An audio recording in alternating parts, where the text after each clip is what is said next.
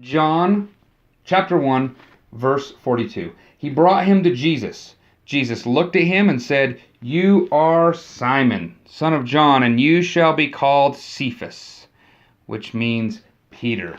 Let's just note a couple things here. The he who was bringing Simon was Andrew, his brother, from previous passages. And Simon, this guy, comes before Jesus, and Jesus says, "This is who you are. You're Simon, son of John. I see who you are," Jesus says, "but you shall be called Cephas." And Cephas is a transliteration of an Aramaic name, which John provides a parenthetical note, who, for those who don't know that language, it says this means Peter.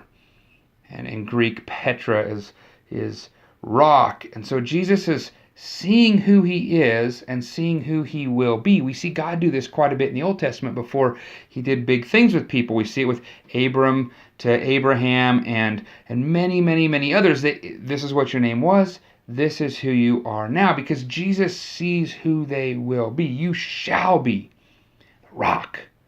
That's this name for Peter. And I think we often overlook the fact that Andrew has brought Simon to Jesus. Jesus is giving Simon a new identity, and we find elsewhere in the Bible that that's the same for us.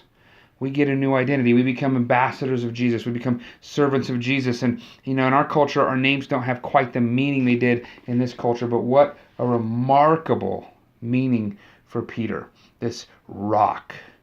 Fantastic stuff here. I'm wondering how you're processing this as you're thinking, like, Jesus might see you for who you are today, but more significantly, he sees you for who you will be and who he's going to make you into, who you're going to become in Christ's power. Because Jesus doesn't see us for who we are in the world, but he sees us for who we can be and who we are in his kingdom, because he gives us that identity.